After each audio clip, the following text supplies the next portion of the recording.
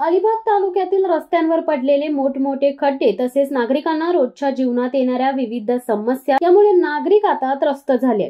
यावर उपाययोजना म्हणून माजी आमदार पंडित शेठ पाटील यांनी अलिबाग जिल्हाधिकारी कार्यालयातील संबंधित अधिकाऱ्यांची भेट घेतली आहे। यावेळी त्यांच्या समवेत पनवेलचे आमदार प्रशांत ठाकूर देखील उपस्थित होते। पंडित शेठ पाटील यांनी शिवसत्ता टाइम न्यूजशी बोलताना सांगितले की रस्त्यांची अवस्था गेल्या 15 ते 20 वर्षात जेवढी खराब झाली नव्हती तेवढी बिकट अवस्था आता झालीये। सगळे रस्ते MSIDC कडे गेले आहेत आणि MSIDC कडे कोणत्याही प्रकारची यंत्रणा नाहीये।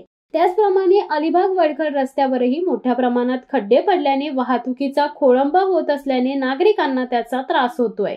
रस्त्यावरील मोठमोठे खड्डे गणपतीपूर्वी बुजवण्यात यावे, ते सुस्थितीत ठेवावे जेणेकरून नागरिकांना त्याचा त्रास होणार नाही आणि वाहतुकीचा खोळंबा देखील होणार नाही, अशी मागणी पंडित शेठ पाटील यांनी केली आहे।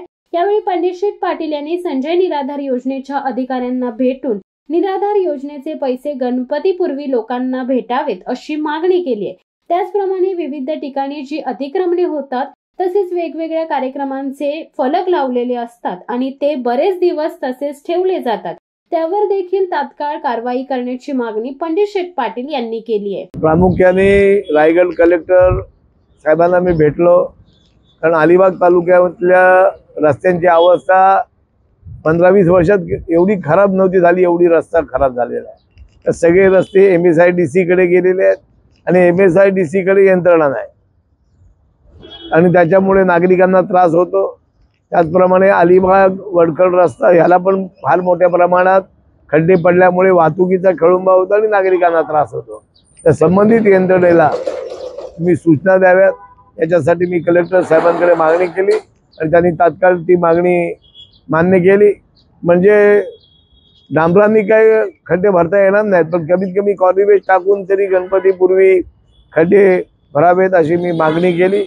त्याच वेळेला पनवेलचे आमदार पण प्रशांतजी ठाकूर माझ्याबरोबर होते आणि त्याच्यानंतर मी संजय निराधार योजना यांच्या अधिकाऱ्यांना भेटलो।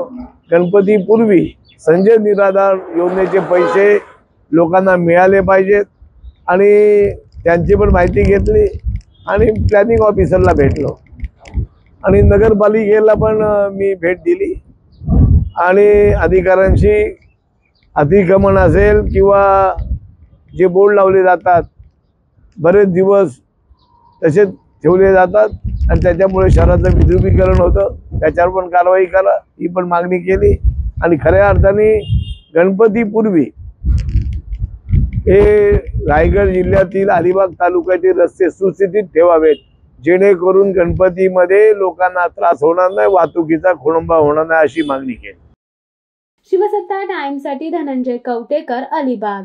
दे धडक बेधडक वृत्त देणाऱ्या आपल्या शिवसत्ता टाइम्स न्यूज चॅनलला लाल बटन दाबून सबस्क्राईब करा आणि बेल आयकॉनला क्लिक करायला विसरू नका।